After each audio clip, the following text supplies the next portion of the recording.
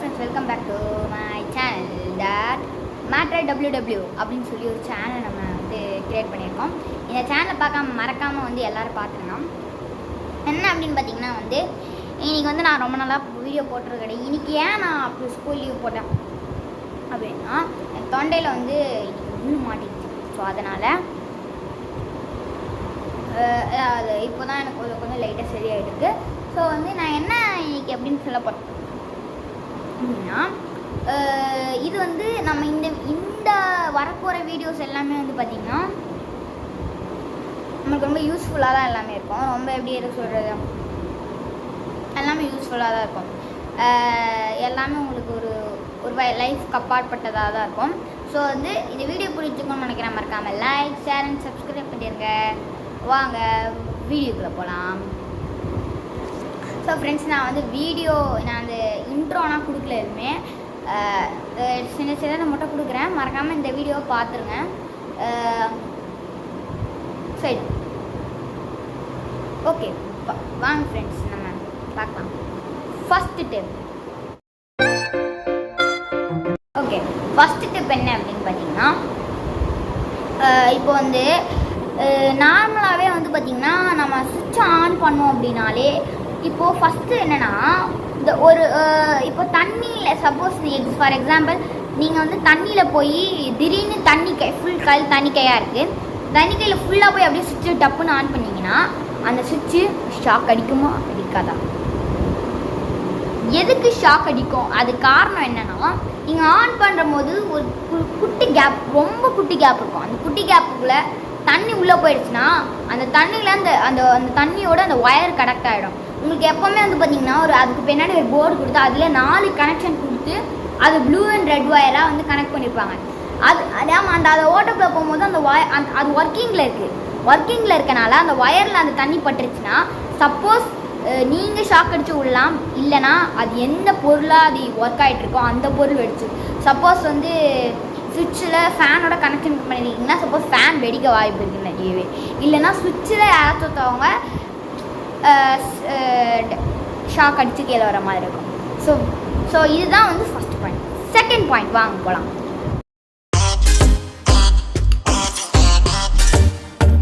Second point என்ன அப்படின்னா ரொம்ப சிம்பிள் தான்.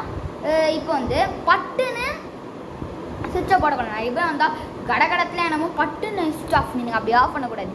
ஏன்னா அதோட ஒர்க்கிங் சென்சிட்டிவிட்டி வந்து மீடியமாக தான் இருக்கும், ரொம்ப சாஃப்டாக தான் அது இருக்கும். நீங்கள் அதை டப்புன்னு போடும் போது இந்த ஒர்க்கிங் சென்சிட்டிவிட்டி ஹையாகி வெடிக்க நிறைய வாய்ப்பு இருக்குது. இதில் அது எது அந்த பொருள் ஒர்க் ஆகுதோ அந்த பொருள் வரைக்க வாய்ப்பு இருக்குது. மேபி ஷாக் அடிச்சு கீழே விட நிறையவே சான்சஸ் இருக்குது. பார்ட் 3 என்ன அப்படின்னா, இப்போது நீங்கள் என்ன பண்ணுறீங்க, இதில் வந்து கண்டிப்பாக ஜெனரேட்டர் இப்போ நம்ம பேசுகிற அந்த டாப்பிக்கில் ஜெனரேட்டர் உள்ளே வரப்போகுது. எதுக்கு ஜெனரேட்டர் அப்படின்னா, இப்போது நிறைய பேர் வீட்டில் ஜென்ரேட்டர் இருக்காது, ஆனால் சில பேர் வீட்டில் ஜென்ரேட்டர் இருக்கும். இந்த ரொம்ப பெரிய மாலு இந்த மாதிரி ஃபார் எக்ஸாம்பிள் மாலு, இந்த சர்ச்சு, அது பெரிய இடங்கள்லனா ஜென்ரேட்டர் தான் வச்சுருப்பாங்க. நம்ம குட்டி வீட்டுக்கு வந்து என்ன வச்சுருப்பாங்கன்னா, அது பேர் என்னன்னு தெரில, அது இன்வெர்ட்டர் வச்சுருப்பீங்க. இன்வெர்ட்டர் என்றுள்ள ஒரு மதிப்புள்ள ஒரு பொருளையும் நீங்கள் வச்சுருப்பீங்க. அந்த பொருளுக்கு நீங்கள் அந்த பொருளை யூஸ் பண்ணுறதுக்கு ஆயில் வேறு ஊற்றணும். அதனால் மோஸ்ட்லி இன்வெர்ட்டர் வெடிக்கிறதுக்கு சான்ஸே இல்லை. ஏன்னா இன்வெர்ட்டர் இருக்கனால உங்களுக்கு வந்து உங்களுக்கு கரண்ட் போனாலும் உங்களோட அந்த குறிப்பிட்ட உங்களோட ஹவுஸுக்கு மட்டும் அந்த ஜென்ரேட்டர் கரண்ட் இருக்கும். பட் ஜென்ரேட்டர் வச்சிங்கனாலே நீங்கள் அதை ஆன் பண்ணுற மாதிரி இருக்கும். ஜென்ரேட்டர் நீங்கள் வந்து இப்போது இது ஆட்டோமேட்டிக்கு. இப்போ சப்போஸ் தானாக கரண்ட் போயிடுச்சுனாலே அது பாட்டுக்கு ஓடிட்டுருக்கும் எல்லா ஃபேனுமே. ஆனால் ஜென்ரேட்டர் அப்படி இல்லை. கரண்ட் போனால் எல்லாமே வேணும்னா ஒரு சுவிட்சை போய் ஆன்ட்டேன், அப்போ தான் ஜென்ரேட்டரே ஒர்க் ஆகும். அதனால் மோஸ்ட்லி ஜென்ரேட்டர் இதுக்கு வச்சுருப்பாங்கன்னு நினைக்கிறேன். ஸோ ஜென்ரேட்டர் சிலத்துக்கு வந்து ஒர்க்கிங்காக வச்சுருப்பாங்க.